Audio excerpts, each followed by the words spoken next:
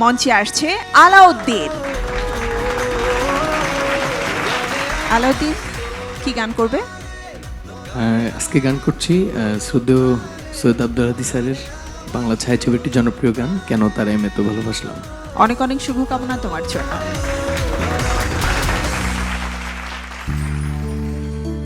কেন তারে আমি এত ভালোবাসলাম,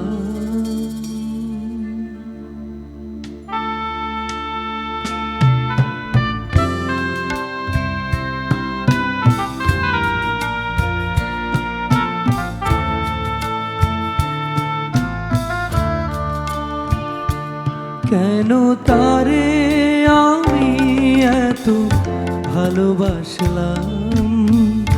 হয়তো আমারই ভুল, পোড়াতে প্রেমেরই ভুল, কাটাগুলি বেছে নিলাম। ও কেন তারে আমি এত ভালোবাসলাম। হয়তো আমারই ভুল, পোড়াতে প্রেমেরই ভুল, কাটাগুলি বেছে নিলাম। ও কেন তারে আমি এত ভালোবাসলাম।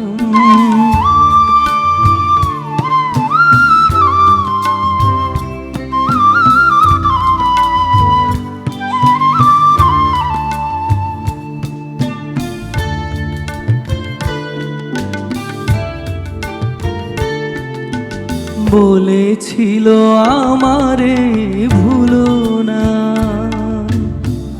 ব্যথা দিয়ে তুমি চলে যেও না। হায় সবই যে ছিল তারই ছলনা, জেনে শুনে হৃদয় পোড়ালাম। কেন তারে আমি এত ভালোবাসলাম। হয়তো আমারই ভুল, পোড়াতে প্রেমেরই ভুল, কাটাগুলি বেছে নিলাম। ও কেন তারে আমি এত ভালোবাসলাম।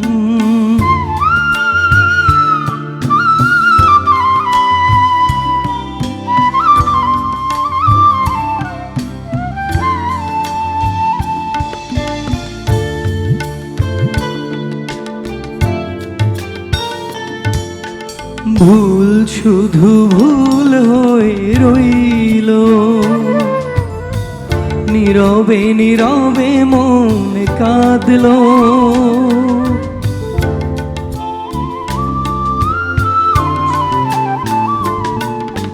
ভুল শুধু ভুল হয়ে রইল, নীরবে নীরবে মন কাঁদলো।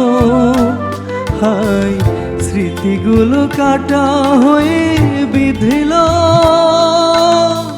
দু চোখের জল ছাড়া কি পেলাম। কেন তারে আমি এত ভালোবাসলাম। হয়তো আমারই ভুল, পোড়াতে প্রেমেরই ভুল, কাটাগুলি বেছে নিলাম। ও কেন তারে আমি এত ভালোবাসলাম। হয়তো আমারই ভুল, পোড়াতে প্রেমেরই ভুল, কাটাগুলি বেছে নিলাম। ও কেন তারে আমি এত ভালোবাসলাম।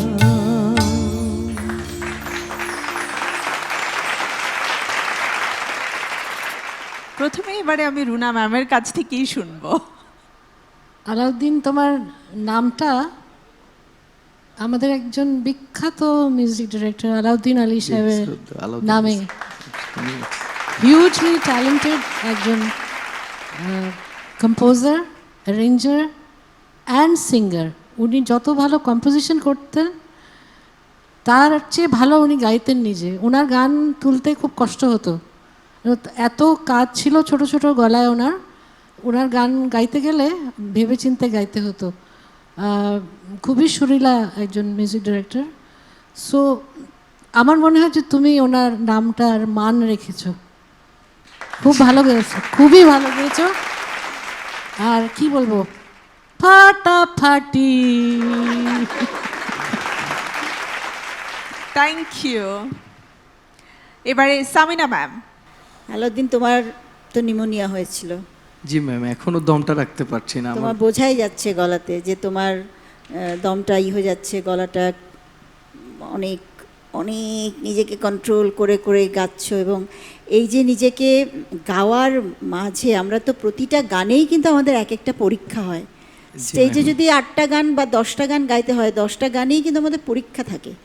জি, তার মধ্যে যদি একটু স্ক্র্যাচ হলো তো অডিয়েন্স ভেবে নিল যে ও গেছে, শেষ হয়ে গেল গলাটা।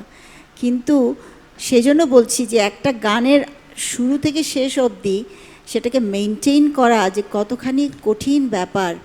আর যদি গলা থাকে একটু বসা বা ব্যথা বা বুকে ব্যথা বা এই ধরনের কিছু, তাহলে তো আর কথাই নেই। তুমি তার মধ্যে কিন্তু আমি দেখছিলাম তুমি টেনে টেনে নিয়ে যাচ্ছিলে এবং আমার এবার শেষে সবচেয়ে বেশি কষ্ট হচ্ছিল ম্যাম, আমার শুধু মুখ শুকায় যাচ্ছিল, মানে নিউমোনিয়া হওয়ার পরে এইবার বেশি কষ্ট হচ্ছিল, আচ্ছা মানে দম রাখতেই পারছি না বুকে একেবারে। সেটাই তো, তাই আমি ভাবছিলাম যে তুমি শেষে যে দুবার গাইলে মুখটা, মানে একবার গেলেই তো হতো, আবার তুমি গাইলে এবং সেকেন্ডবার আরও ভালো গাইলে। তো আলাউদ্দিন চাচার কথা মনে হলেই কেমন জানি আমারও বুকটা ভারাক্রান্ত হয়ে যায়। এত মানে এ ধরনের একটা ট্যালেন্ট বাংলাদেশে, এবং তার কাজগুলো যেগুলো দিতেন উনি খুব, আর যখন কেউ দিতে পারতো না উনি না কেমন যেন হয়ে যেত, মানে এরম করতো। হয়তো উনি আস্তে করে ছাড়তে বলছে, কিন্তু যে যাকে দিচ্ছে সে জোরে ছাড়ছে গানটা, তখন ওনার মাথা যেত বিগড়ে। খুব অনেক ধরনের স্টাইল উনি ফলো করতেন এবং এত ক্রসিং দিয়ে গান সুর করতেন এবং অ্যারেঞ্জমেন্ট করতেন, ভাবা যায় না। তাকে নিয়ে আসলে গবেষণার একটা ব্যাপার আছে। তোমরা যখন আরও শুনবে গান তখন বুঝবে যে প্রতিটা লাইন, প্রতিটা বর্ণ কীভাবে উনি সাজাতেন গান। তো আলাউদ্দিন সিরিয়াসলি সুন্দর হয়েছে, খুবই সুন্দর, Thank you. খুবই সুন্দর, একেবারে দারুণ।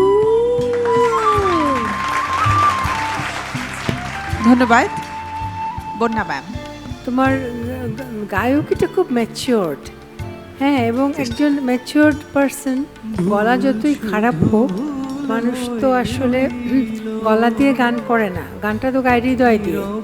হ্যাঁ, কাজেই গলা হয়তো একটু 19-20 হতেই পারে করে, কিন্তু তুমি যখন ভেতর থেকে গাইবে তখন ওই ম্যাচিওর এবং একটা ম্যাচিওর্ড ওয়েতে, একটা ম্যাচিওর্ড মানুষ যখন ভেতর থেকে ওই প্যাশনটা দিয়ে গানটা গায়, তার একটা আলাদা অ্যাপিল আছে এবং শ্রোতাদের কাছে সেটা পৌঁছে যায়।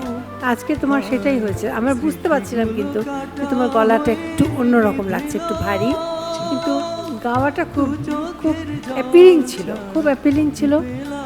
কাজে আমার ভালো লেগেছে। ধন্যবাদ ম্যাম।